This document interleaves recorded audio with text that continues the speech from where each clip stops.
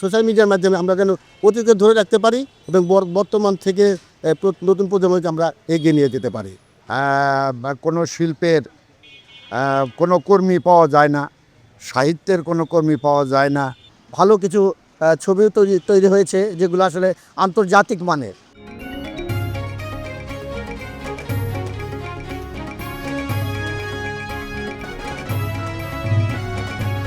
Social media আমাদের বর্তমান প্রেক্ষাপটে আসলে আমাদের অনেক গুরুত্বপূর্ণ ভূমিকা রাখতেছে এবং আমাদেরকে প্রচারণার মাধ্যমে আমাদেরকে খুব সামাজিকভাবে আমাদেরকে কি বলবো সামনের দিকে তুলে ধরতেছে। তবে এখানে যদি সরকার যদি বিভিন্নভাবে যদি সহযোগিতা করে তাহলে এই সহযোগিতার মাধ্যমে সোশ্যাল মিডিয়া আরও এগিয়ে যাবে বলে আমি বিশ্বাস করি।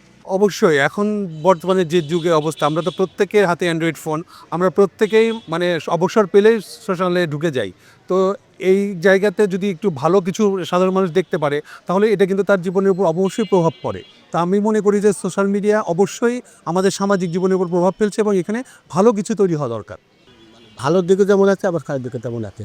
যেমন সোশ্যাল মিডিয়া এসে আমাদের অতীতকে ধরেন, যেমন এই ৭১ বলেন, অতীত যা ছিল ভাওয়াইয়া বলেন, সব কিছু কিন্তু আমরা হারিয়ে ফেলছি, কিন্তু এই সোশ্যাল মিডিয়া এসে কিন্তু আমরা সেগুলোকে আমরা পুনরুজ্জীবিত করতে পারছি। সোশ্যাল মিডিয়ার মাধ্যমে আমরা যেন অতীতকে ধরে রাখতে পারি এবং বর্তমান থেকে নতুন প্রজন্মকে আমরা এগিয়ে নিয়ে যেতে পারি। সোশ্যাল মিডিয়া আমাদের সামাজিক অবস্থাকে এমন একটা পর্যায়ে নিয়ে গিয়েছে যে আজকে কোনো শিল্পের কোনো কর্মী পাওয়া যায় না, সাহিত্যের কোনো কর্মী পাওয়া যায় না। সবই কেন যেন সোশ্যাল মিডিয়ার উপরে নির্ভরশীল হয়ে গেছে। আমাদের নতুন প্রজন্মটা বরবাদ দিয়েছে সোশ্যাল মিডিয়াকে কন্ট্রোল করা অবশ্যই উচিত আমি মনে করি, যারা এটা নিয়ন্ত্রণ করে।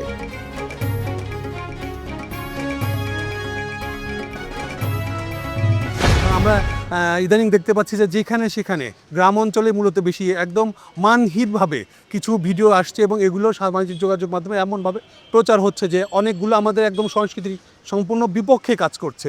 তো সেই দিক থেকে যদি সরকারি সহযোগিতা সেই সমস্ত কন্টেন্ট ক্রিয়েটারদেরকে দেওয়া উচিত যারা সরকারিভাবে পাওয়ার যোগ্য এবং দেশের সংস্কৃতিকে যারা ধারণ করে বহন করে, তাদেরকে সরকারিভাবে পৃষ্ঠপোষকতা পেলে আমি মনে করি যে এটি আরও এগিয়ে যাবে এবং যারা এর বিপক্ষে আছে তারা নিরুৎসাহিত হবে। সরকারিভাবে হোক আর বেসরকারিভাবে হোক সবাইকে এগিয়ে আসতে হবে। তার মধ্যে সরকারকে বেশিভাবে এদিকে মন দিয়ে এগিয়ে আসতে হবে। হ্যাঁ, অবশ্যই, কারণ কন্টেন্ট ক্রিয়েটার যারা কাজ করছে অবশ্যই তাদের নিজেদের বুদ্ধিমত্তার সাথে কাজ করছে। তাদের ভালো উন্নত মানের একটা অ্যান্ড্রয়েড মোবাইল যার আছে সেই অ্যান্ড্রয়েড মোবাইলদের মাধ্যমে কিন্তু সে কিন্তু তার নৈপুণ্যতা এবং তার দূরদর্শিতার মাধ্যমে সুন্দর জিনিস তুলে ধরতেছে। এবং এখানে যদি সরকার বা বেসরকারিভাবে যদি কোনো ভালো প্রশিক্ষণ অথবা পৃষ্ঠপোষকতা দেয়, তার পাশাপাশি জেলা পর্যায়ে ঊর্ধ্বতন কর্মকর্তাদের মাধ্যম দিয়ে যদি এগুলো বাস্তবায়ন করা যায় তাহলে আমার মনে হয় যে কন্টেন্ট ক্রিয়েটাররা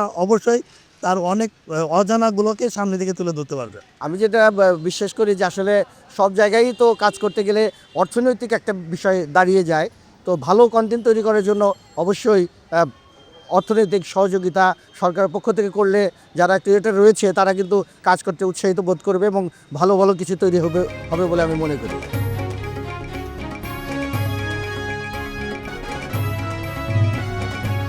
সাংস্কৃতিক যে আদান প্রদান আন্তর্জাতিকভাবে এটি এখন একটু সীমিত যদিও। তো সাংস্কৃতিক আদান প্রদানের মাধ্যমে আসলে আমাদের বাংলাদেশের যে ঐতিহ্য, আমাদের যে সংস্কৃতি, এটি বিশ্বের দরবারে উপস্থাপন করা উচিত। বিশেষ করে বাংলাদেশের যে নাটকের যে ঐতিহ্য এবং লোকসঙ্গীতের যে ঐতিহ্য, এটি কিন্তু ইতিমধ্যেই সামাজিক আন্তর্জাতিকভাবে স্বীকৃত হয়েছে। আমি বলবো যে বেশি বেশি আন্তর্জাতিক যোগাযোগের মাধ্যমে এই সংস্কৃতি কাণ্ডকে সারা বিশ্বে ছড়িয়ে দেওয়া উচিত। আমরা যখন ছোটোবেলায় দেখেছি 60-70 দশকের যে ছবিগুলো হতো সেগুলো কিন্তু অত্যন্ত মানসম্পন্ন এবং এইগুলো দেশের বাইরেও অনেক আমাদের অবস্থানটাকে অনেক সুদৃঢ় করতো। সেই জায়গা থেকে আমি মনে করি যে সরকার পৃষ্ঠপোষকতা করলে, আমাদের হলগুলোর এখন খুবই খারাপ অবস্থা, সেই জায়গা থেকে সরকার যদি কিছু পৃষ্ঠপোষকতা করে এবং ভালো গল্প যদি পাওয়া যায়, অবশ্যই মান সম্পূর্ণ একটি নাটক কিংবা আপনি সিনেমা বলেন এগুলো তৈরি হবে যা বহির্বিশ্বে আমাদের দেশে আরও উন্নত জায়গায় পৌঁছে দিবে। অবশ্যই আমি একজন বাংলাদেশের একজন জন্মসূত্রে একজন নাগরিক। আমি চাই আমার এই বাংলাদেশের সকল সংস্কৃতি এটা দেশে জাতীয়ভাবে ইন্টারন্যাশনালভাবে এবং বিভিন্নভাবেই আমরা এটাকে সংস্কৃতিকে আরও বেগবান করতে চাই, আমাদের এই সংস্কৃতি আরও উজ্জ্বল, আরও এগিয়ে যাক, আমি এটা বিশ্বাস করি। আমারও বাপ দাদার কাছে আমরা শুনে আসছি যে কি মানে ভাওয়াইয়া মুর্শিদি এসব গানে পল্লীগীতি এসব গানে কিন্তু আমাদের মনকে ছুঁয়ে যেত। বর্তমান যে আমাদের যে সংস্কৃতি, এখানে আমরা একেবারে আগের সাথে বর্তমানে একেবারে মিল নাই বললে চলে। এখানে প্রাণের কোনো কথাই আসে না, মনে কোনো কথাই আসে। সেহেতু আমাদেরকে এই আগের এনে আমাদের বিশ্ব দরবারে ইলা পুরাতন এই ইগুলো এনে আমাদের বিশ্ব দরবারে পৌঁছে দেওয়া উচিত।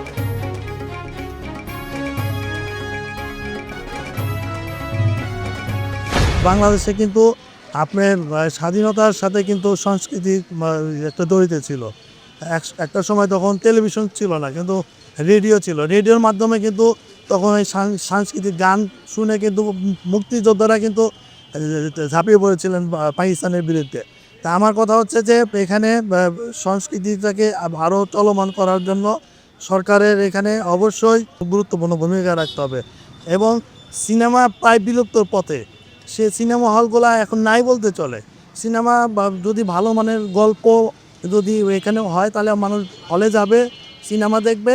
আর আমি একজন নাট্যকর্মী হিসাবে অবশ্যই চাই সরকার আমাদের নাট্যকর্মীদেরকে ভালোভাবে দেখুক। পার্শ্ববর্তী দেশে, বিভিন্ন দেশে কিন্তু নাট্যকর্মীদেরকে আপনার বিভিন্নভাবে ভাতা দেওয়া হয়।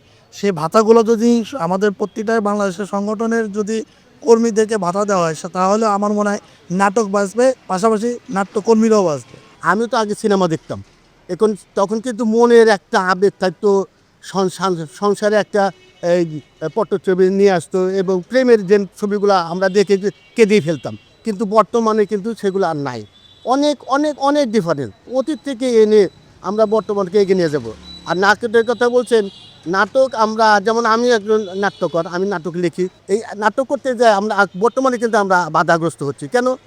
এই মিডিয়া এসে মানে ফেসবুক এসে কিন্তু আমরা অনেক পাচ্ছি না, মানে আমরা অভিনেত্রী কিন্তু আমরা পাচ্ছি না।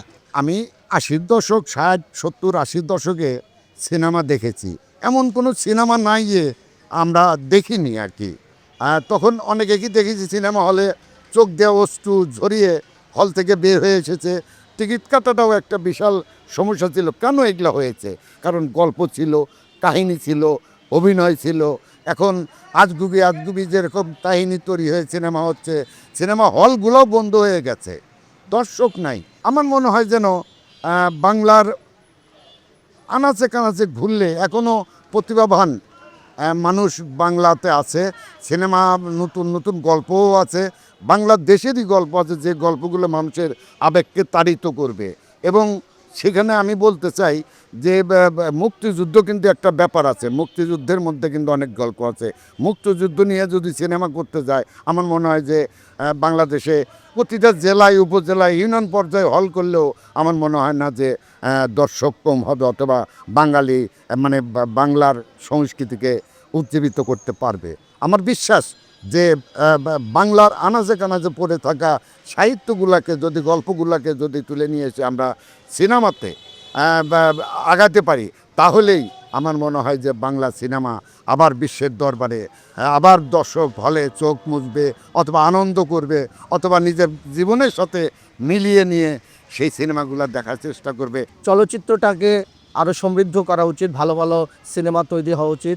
বিশেষ করে ইতিমধ্যেই আপনারা জানেন যে বাংলাদেশে কিন্তু বেশ ভালো কিছু ছবিও তৈরি হয়েছে, যেগুলো আসলে আন্তর্জাতিক মানের। তো আমি বলবো যে সরকারি পৃষ্ঠপোষকতায়, যেহেতু চলচ্চিত্রের অবস্থা কিন্তু আসলে খুবই দুরবস্থা। আপনারা জানেন যে প্রেক্ষাগৃহগুলো সারা বাংলাদেশের বন্ধ হয়ে গেছে। এইটি আসলে আমি বলবো যে পৃষ্ঠপোষকতার অভাবে এইটি তৈরি হয়েছে, এবং চলচ্চিত্রের মান নিয়েও প্রশ্ন উঠেছে। মানটাও আমাদের অবশ্যই উন্নয়ন করতে হবে, এবং সরকারি পৃষ্ঠপোষকতাও অবশ্যই দরকার রয়েছে। এবং নাটকের জায়গাটা আমি একটু আলোচনা করতে চাই যে আসলে নাট্যকর্মী যারা, আমরা আসলে প্রফেশনাল থিয়েটার যেটা বলি আর কি, আমরা যদি সেইভাবে কাজ করি, সেই জায়গাটায় যদি আমরা যেতে পারি, তাহলে কিন্তু নাটকের মান আরও উন্নয়ন করা সম্ভব। কারণ আমাদের আন্তর্জাতিক পর্যায়ে আমরা যে দেখি, আমাদের পার্শ্ববর্তী যেসব রাষ্ট্র রয়েছে, এখানেও কিন্তু নাট্যকর্মীদের জন্য একটা সম্মানীর ব্যবস্থা থাকে, রাষ্ট্রীয়ভাবে পৃষ্ঠপোষকতার ব্যবস্থা থাকে।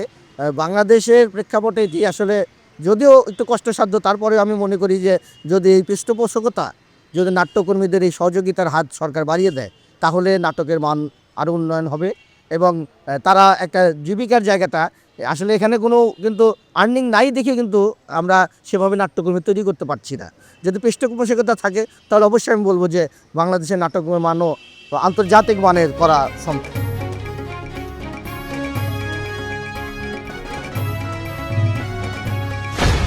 অবশ্যই এটা একটা গুরুত্বপূর্ণ কথা। দেশীয় সঙ্গীতের প্রতি আমাদের অবশ্যই আরও মনোযোগ দিতে হবে, কারণ দেশীয় সঙ্গীত আমাদের একটা মানে হাতিয়ার। কারণ আমাদের দেশীয় সঙ্গীত, আমাদের এই সঙ্গীতের সাথে আমাদের অনেক সংস্কৃতি জড়িত আছে।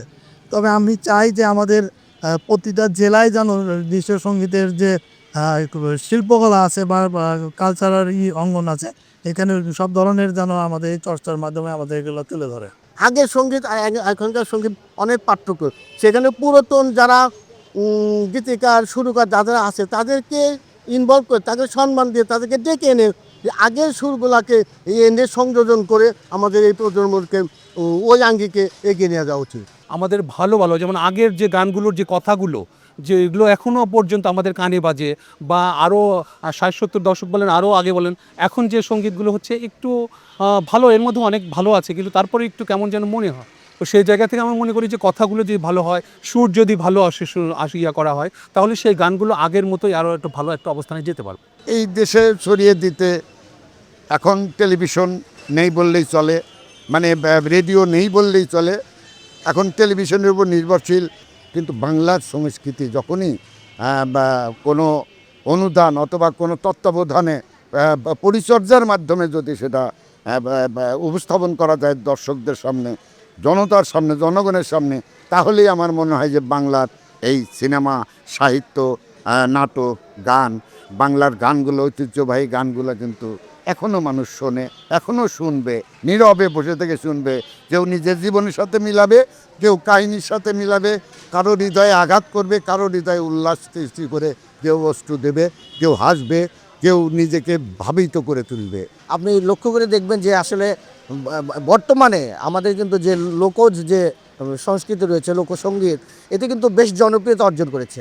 আমাদের কিন্তু একটা সময়ে 80-90 দশকে আধুনিক গানের একটা জোয়ার ছিল, কিন্তু এখন কিন্তু লোকসঙ্গীতের একটা জোয়ার চলছে এবং আমি বলবো যে নতুন প্রজন্ম এদিকে ধাবিত হচ্ছে। আমাদের উচিত যে আমাদের যে বাংলাদেশের যে ঐতিহ্যবাহী যে সঙ্গীত, লোকসঙ্গীত রয়েছে, লালন, আপনার পল্লীগীতি, ভাটিয়ালি, ভাওয়াইয়া, আধ্যাত্মিক যে গানগুলো রয়েছে, এগুলোর চর্চা বাড়াতে হবে এবং এগুলোর প্রচার এবং প্রসারের জন্য আমাদের কাজ করতে হবে। পাবলিক রিঅ্যাকশনে আপনার মতামত দিন। আপনার মতামতই পারে দেশ গঠনের নতুন পথ দেখাতে। পাবলিক রিঅ্যাকশন, দেশ গড়ায় আপনার মতামত।